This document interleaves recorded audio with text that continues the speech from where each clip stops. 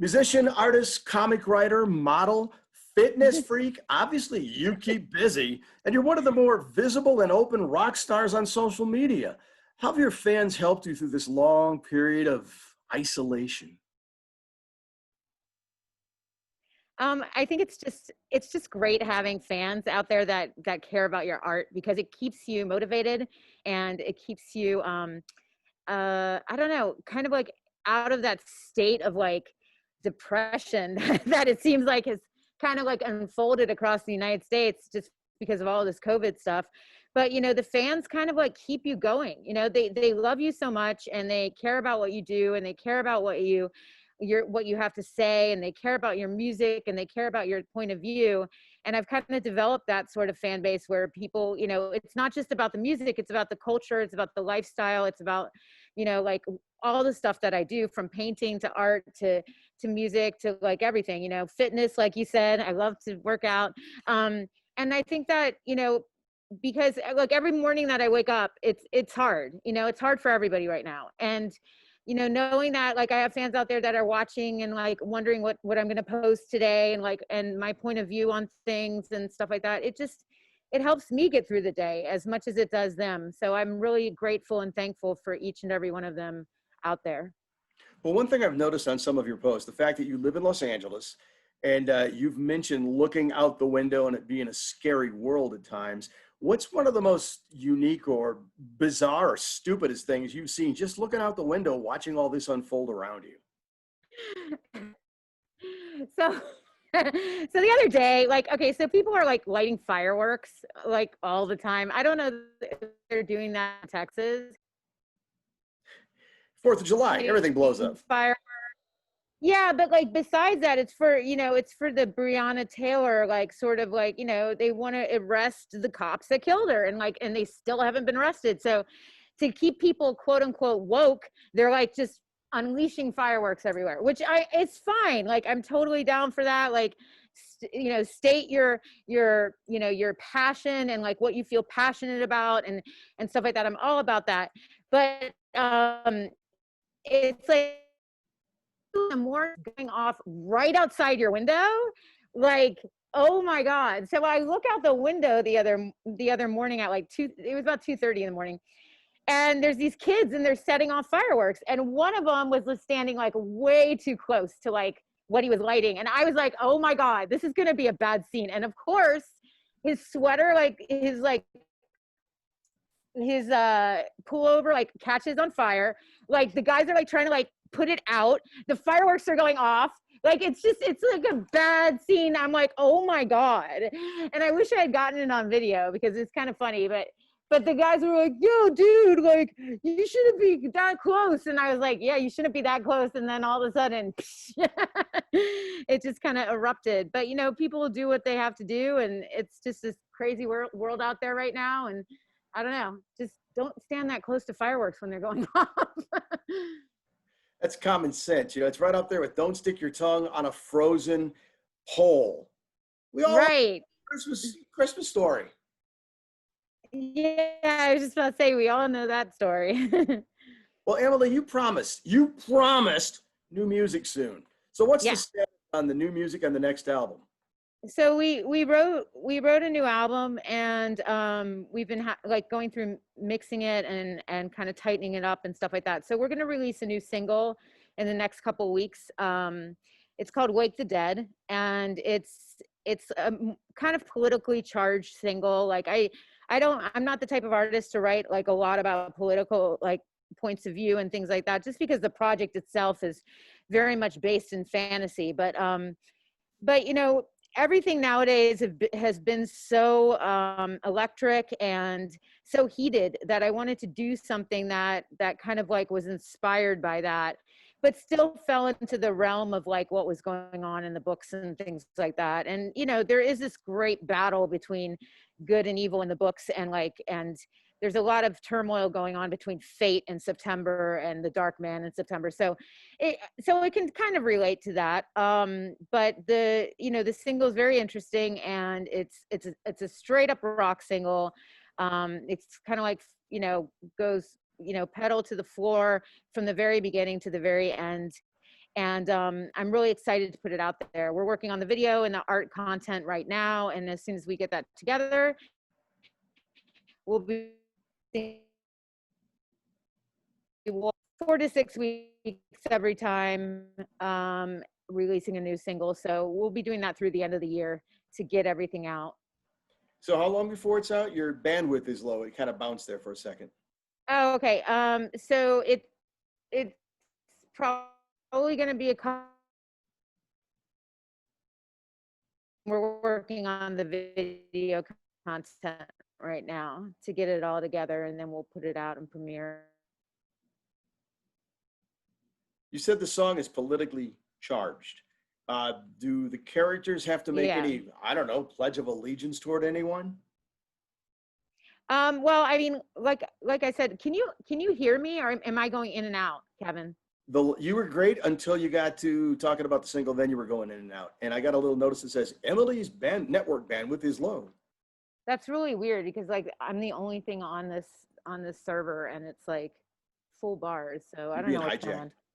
Yeah, somebody probably found my password or something and is just doing stuff. But okay, so so basically, yeah, it's politically charged, and like I said, I don't really write songs like that. It's not really in my wheelhouse to write things like that. But I was so inspired by what was going on with the United States right now, and versus other countries, and what the leadership we have in place, and like what needs to change, and like all of these things, that I wanted to write something that kind of spoke about that in a very broad stroke way.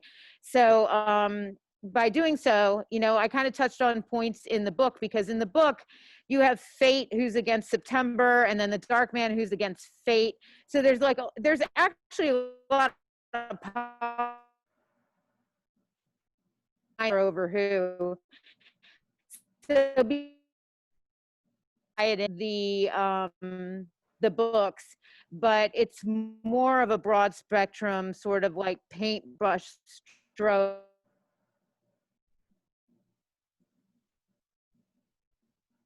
Did you get that? I got it, and it froze at the end. But I got what I needed. Okay.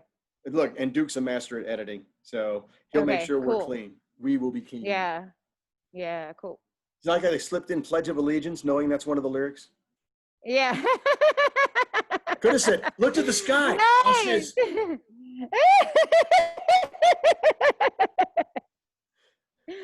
Hey, you're not supposed to hear it yet, so. Well, that'll just be my dirty little secret.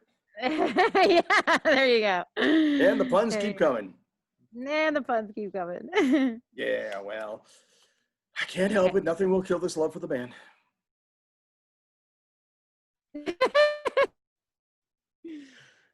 How challenging has it been to collaborate with the rest of the band, with the members spread out all over the place? I mean, we were lucky that we got most of the album done before this pandemic even hit. We got it done before we went on tour last, which was in January. So because it was pretty much all wrapped up, like all the little things that we had to do, we could do on our own. So we really didn't have to meet and be together at all. So, we have content, we have music to kind of like fill out the rest of the year because of that. Because honestly, I don't want to get on an airplane. Nobody wants to get on an airplane to like go to Cincinnati with Rich, where all of our gear is and everything's stored and stuff like that. Like nobody wants to take the risk right now. So, we sometimes talk like over group chats or something like on Zoom or whatever. But besides that, there's not really any getting together because everybody's so far apart. Well, besides the music, you've been keeping yourself very busy. Like I said in the beginning, you've got so many different interests, places you've put yourself. Explain something about the Pixie Girls, because that's been a lot on your social media recently. So the Pixie Girls is something that I started when I was in high school, because I had no money to give my friends gifts or anything like that when it was their birthday or Christmas or a holiday or something like that. So I would like draw these little like girls that had these giant eyes and big eyelashes and like were just super fabulous. And I called them the Pixie Girls, and I would like make these little like oil paintings or acrylic paintings of them, and I'd give them to my friends for holidays, and they loved them. And I stopped doing it after a while because, I just, moved on in life and stuff. But, when this pandemic hit, I was like, I should start drawing those things again. They were so much fun to do, and maybe people like them.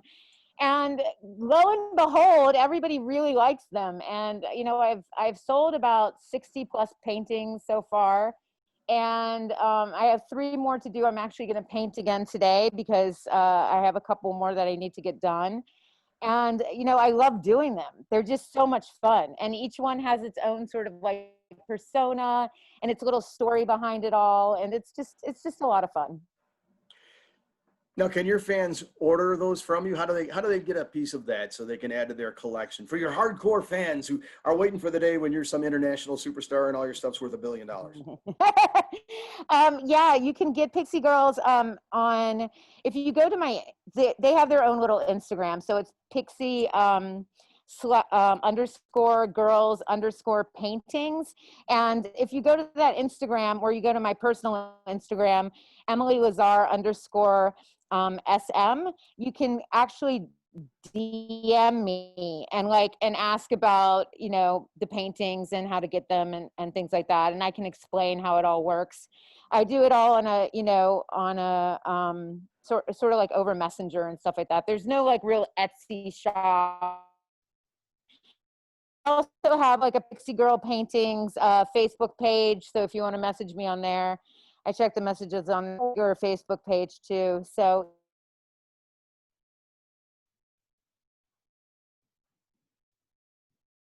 I question how they go out in the mail, framed and wrapped and stuff like that. So it's a good deal. Now, you've been active with fundraising too recently. Which of those charities you're supporting right now? I'm really kind of like focused on the Black Lives Matters charities. There's a couple of them that are, that really kind of like help out the movement and, keep people aware of the movement.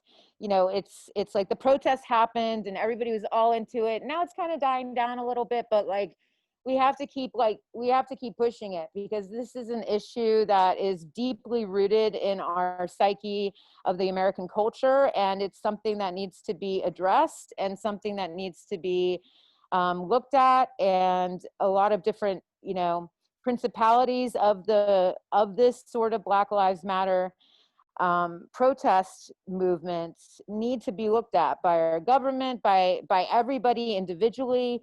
There's a lot going on. So anything involved with Black Lives Matter, if you want to explore that, there's many different websites that that help with the BLM protests and help with the BLM movement. And, everything from charities that deal directly with Minneapolis and where it started, to charities that are global at this point. So, I mean, there are lots of different ways to give. And I think it's very important that if you have an extra dollar, if you have an extra $5, whatever you have, we give to this movement and we help support that part of our culture, which has been unsupported for such a long time.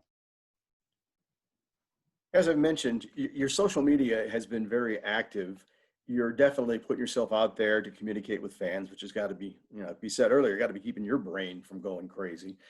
But there's people who haven't, the people who haven't yet discovered you on social media, who may have seen the band live, may have heard about, read the comic, picked up a song somewhere by, stumbled on it on YouTube. The people who you're not hooked up with yet, if you had any advice for them for how you've been able to be somewhat of a role model by staying active and keeping yourself sane, what would that advice be?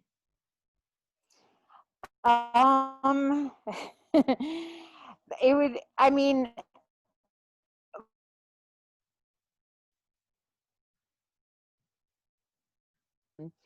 is fitness. Fitness, good for yourself, right? In this sort of environment right now,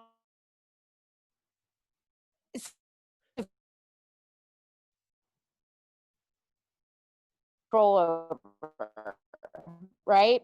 Because I think that like when things like this happen, the biggest fear and the biggest thing that kind of like creates us all like to dive off the cliff of the abyss into the unknown and just be like, oh my God, I'm so depressed and all this sort of stuff, is the fact that we can't control the outcome. More or less, we don't even know what the outcome's ever going to be. Like it's, there's no control. And when human beings don't have control over things, we freak the out, you know? So, bleep. So, so we freak out. So when we freak out, we want to control whatever we can control. The perfect example of this is what I'm talking about is the toilet paper thing. Everybody was going out and buying 700 rolls of toilet paper because like everybody, like nobody knew what this thing was all about, but they knew that they could control what they stockpile. So they went out and they grabbed the toilet. It wasn't about the toilet paper. It was about the fact that that was something they could control and it would make them feel safe, because we all just want to feel safe at the end of the day. Like safety and security was like top notch of one of the things that human beings strive for, right? Right. So because of that, because we want the security and the safety and this like inner peace in a way, we all went out and we bought 700 rolls of toilet paper because it's the only way we could control. We know. Oh no, another bleep. Sorry. but so because of that, to make a long story boring, instead of going out and buying like 700 rolls of toilet paper, I decided to control what I can control about myself, which is like my body. And like, what can I do to strengthen my external, to strengthen my internal, to strengthen my mind? Like what can I do that I've always wanted to do and never had enough time because I'm like constantly on tour and never home? What can I do that I never got the chance to do? So I went ahead and I took a course from Yale about like the psychology of happiness. It was amazing. I'm starting French. I'm learning French again. I work out pretty much every day. I have a treadmill now. I have like a workout, like one of the inflatable balls. I have like the BFR bands. I have like all these sort of things that I always wanted to use, but never had the chance to like learn about to use properly. And now I have. And so I've been working on different parts of my body that I want to strengthen and my core that I want to strengthen and all this sort of stuff. So like, these are things that I can control. And it's something that doesn't like affect other people and make them crazy, like buying all the fucking toilet paper. Oh, I'm sorry about the language. Buying all the toilet paper because, because, you know, that's just not positive. That's a negative thing. So I'm trying to do stuff that's positively for me, you know, and strengthening myself, you know, physically is a great thing to do. And emotionally is a great thing to do. And like your intellect is a great thing to do. So I'm working on those three parts of myself and I'm working really hard on them. And it's been, you know, sometimes it's hard because you kind of get sick and tired of doing it a little bit. Like especially the fitness stuff gets a little bit like, oh my gosh, you know? But then I started doing things where I would focus on different parts of myself, like just the glutes today, just the abs today, just the legs, just the calves today, just the thighs today. Like I would just do little pieces of myself each day because that made it a little more interesting, you know, because then you really learn about that muscle structure. Diving into this, and it's the healthiest thing I can do to obsess over in a pandemic, you know? And I think that if we all kind of like take something that we've always wanted to do and we never had enough time to do it, and something that strengthens some part of ourselves, our intellect, our emotional core, our physical core, anything like that, I think that that's what gets you through all this sort of stuff, you know? And it gets you through on a positive note. Sitting around eating potato chips bag after bag and watching TV all the time might seem like a fun thing for the first 2 weeks, but after that, you're really going to feel gross. So, you know, get up off the couch, and I try to motivate my fans and my friends and stuff, get up off the couch, move your body and all this sort of stuff. And also with the fitness is the most interesting thing about that is that you find yourself depressed and then you get up and you run for 5 miles and all of a sudden you're not depressed anymore. And that's because, first of all, you're probably deadbeat tired, but second of all, the endorphins get going in your brain, and it's simple neurology and simple chemical, you know, the neurons firing and the, so it's kind of like it gives you that sort of like, it might be a little bit false happy, but it's still a happiness, and it's a positive thing because you've moved your body. So I really implore people to look into like different things that they can do that are cardiovascular and strengthening, and really get into it because it's a great thing to do. Well, Emily, you're a fascinating woman. There's no doubt about that. You're very, very well spread throughout many arts. And I think it's safe to say, because of the fans you've already made, the large amount of fans from all those different endeavors, if you did suffer from a toilet paper shortage, I guarantee you somebody would make a donation. Well, it's funny because so in the first couple of weeks, my Ed Bunker, who does all my PR, Ed sends me a box of toilet paper because he was so worried about me not having toilet paper. So, I mean, I do have people that look out, and I'm really grateful and thankful for all of them and all of the fans out there, and you, Kevin, for looking out, and everything you guys. You sent me a mask, which was great. So, you know, it's good to have friends. So, thank you.